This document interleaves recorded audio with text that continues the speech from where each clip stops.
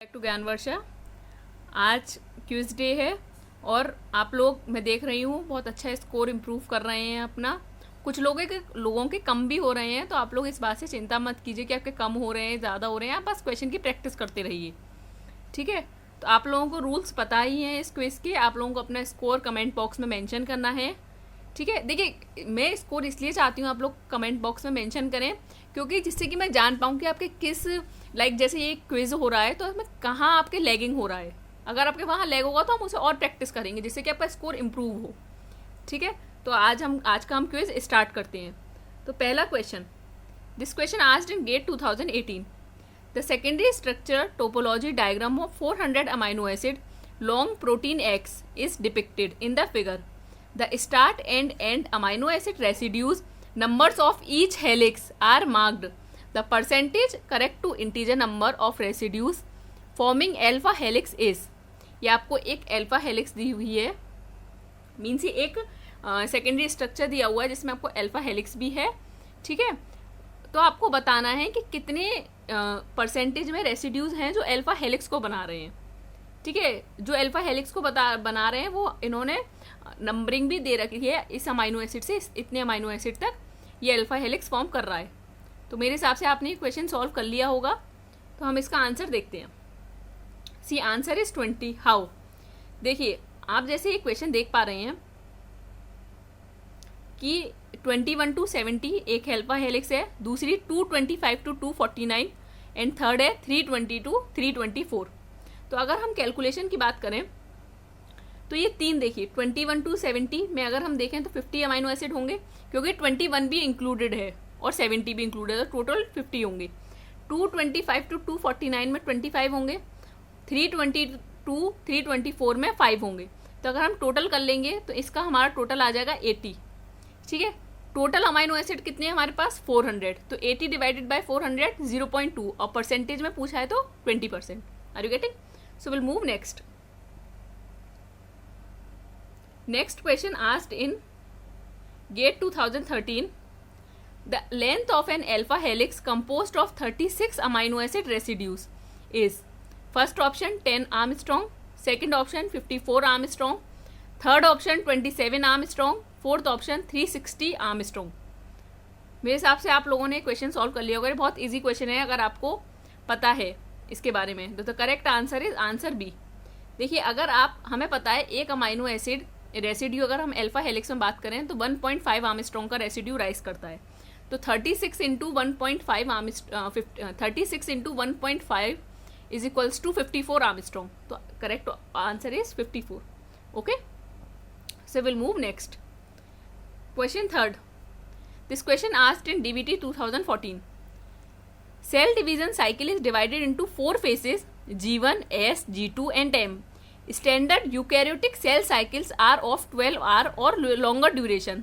Early embryonic cell cycles are extremely rapid, having time duration of less than an hour. Which of the following phases are drastically reduced in embryonic cell cycle? Option first G1 and G2, option second G1 and S, option third M and S, option 4 G2 and M. एक cell cycle है, अगर उसे embryonic से आपसे पूछा गया है कि कौन सा ऐसा फेस है जो हम रिड्यूस कर सकते हैं, जो हटा सकते हैं एम्ब्रॉयनिक सेल साइकिल में, ठीक है। तो अब मुझे लगता है आप लोगों ने इसका आंसर सोच लिया होगा। तो इसका आंसर देखते हैं। Answer is a, G1 and G2। देखिए, आपको पता है कि 4 फेसेस होते हैं हमारे सेल साइकिल में, ठीक है। G1 S, G2 M, G1 S, G2 and M।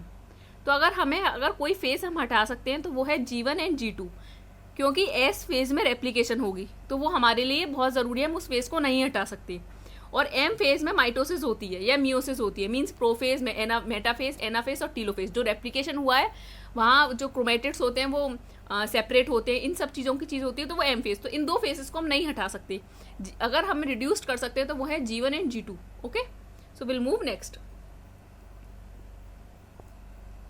Next question asked in IIT JEM 2018. Decreasing the concentration of sodium ions from double-stranded DNA solution results in decrease in TM.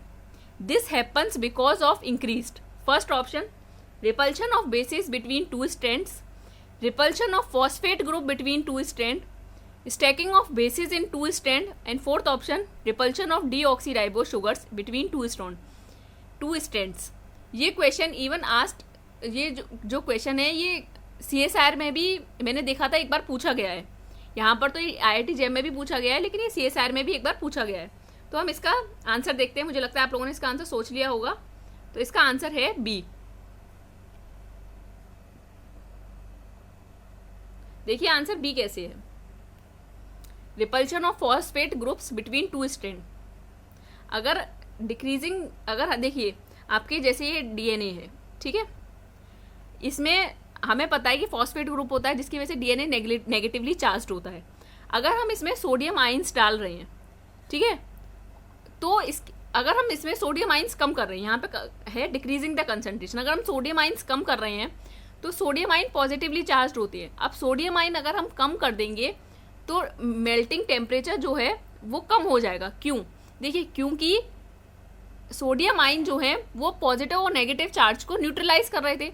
अब sodium आइन कम हो गई तो जो negative charge है, means जो phosphate में जो DNA में नेगेटिव चार्ज है वो कम नहीं हुआ, तो वो आपस में रिपल्शन करेगा. जब वो रिपल्शन करेगा तो वो DNA जो है खुद ही अलग अलग जो स्ट्रैंड से वो सेपरेट होंगे, ठीक है, अनबाइंडिंग होगी. तो इसका आंसर रीजन हुआ B, repulsion of phosphate group between two strands. Are you getting? So will move next. Next question asked in IIT JEM 2018. Match the endocrine gland in group A with the hormone secreted by them in group B. Group A में कुछ आपको gland दिए हुए हैं, ये endocrine gland है. First gland is anterior pituitary, second is thyroid, third is adrenal, fourth is penal.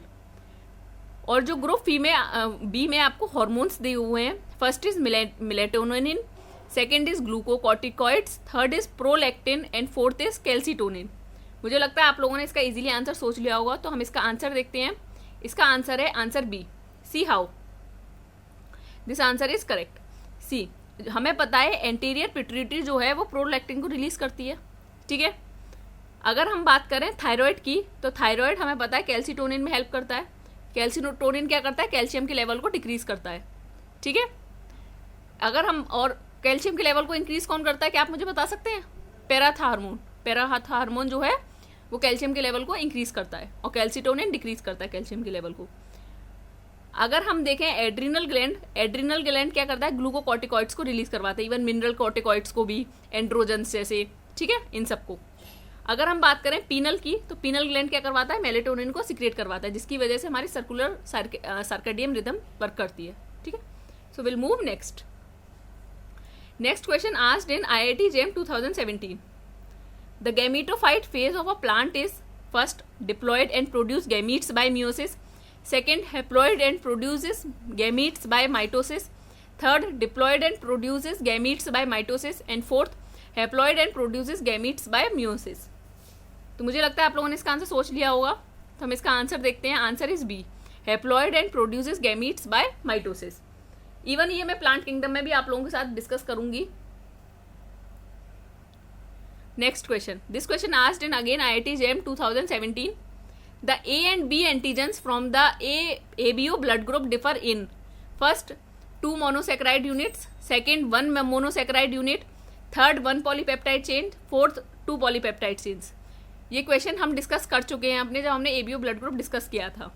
तो मुझे लगता है आप लोगों को ये आंसर आता होगा और आप लोगों ने इसका आंसर सोच लिया होगा. The correct answer is answer B, 1 monosaccharide, जो कि H जो हमारा मॉलिक्यूल होता है उसमें जाके एंड पर या तो ग्लूकोज लगेगा या गैलेक्टोज लगेगा. Are you getting? तो that is correct answer is, अगर गैलेक्टोज लग रहा है तो क्या बनेगा हमारा? B antigen. अगर ग्लूकोज लग रहा है तो क्या बनेगा? A antigen. तो correct answer is B, 1 monosaccharide unit.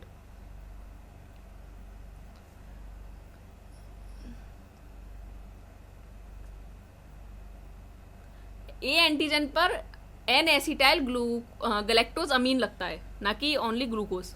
N acetyl galactose amine, और बी एंटीजन पर गैलेक्टोज लगता है, ठीक है. सॉरी, मैं थोड़ा कंफ्यूज हो गई थी. Next question is asked in CSIR NET December 2012. The tribe refers to a taxonomic group recognized between the ranks. First is genus and species, second is family and genus, third is order and family, and fourth is class and order. ये question हम discuss भी कर चुके हैं जब हमने अभी diversity of life की जब हमने क्वेश्चंस डिस्कस किए थे तब। तो मुझे लगता है आप लोगों को पता होगा। The correct answer is answer B, family and genus. मैंने आपको बताया था FTG से याद रखिएगा, fat G. Okay, so will move next. Next question asked in IIT JAM 2014, double fertilization in angiosperm lead to the production of, first option diploid zygote and diploid endosperm, second triploid zygote and diploid endosperm, third diploid zygote and triploid endosperm, and fourth triploid zygote and triploid endosperm। तो I think आप लोगों ने इसका answer सोच लिया होगा। The correct answer is answer C, diploid zygote and triploid endosperm, जहाँ क्या होता है कि जो पोलर न्यूक्लियाई होती हैं वो भी फ्यूज करती हैं और जो एग होता है वो भी फ्यूज करता है। तो जो एग होता है वो डिप्लॉयड जाइगोट बनाता है और जो पोलर न्यूक्लियाई जो दो होती हैं वो फ्यूज होकर डिप्लॉयड एंडोस्पर्म बनाती हैं। ठीक है, so will move next. The last question, this question asked in IIT JAM 2015, generally living organism belonging to the same dash are more closely related than those that are in the same dash. I think आपको एक question समझ में आएगा। Living organism जो belonging to the same dash are more closely related than those that are in the same dash. बताइए, I think आप लोगों ने इसका आंसर सोच लिया होगा। So the correct answer is answer B. Obviously आप देखिए कि जो आंसर बी क्यों करेक्ट है, क्योंकि order of family, class of phylum, ये सबसे ज़्यादा क्लोजली रिलेटेड कौन होंगे? Class and phylum, then family और जीनस और kingdom of phylum. Kingdom phylum हो नहीं सकता, फैमिली जीनस हो नहीं सकता, ऑर्डर फैमिली हो नहीं सकता, क्लास और फाइलम ऑब्वियसली। ठीक है, क्योंकि क्लास के ज़्यादा क्लोजली रिलेटेड होंगे than those that are in the same phylum. काफ़ी ज़्यादा डिस्टेंस हो गया ना।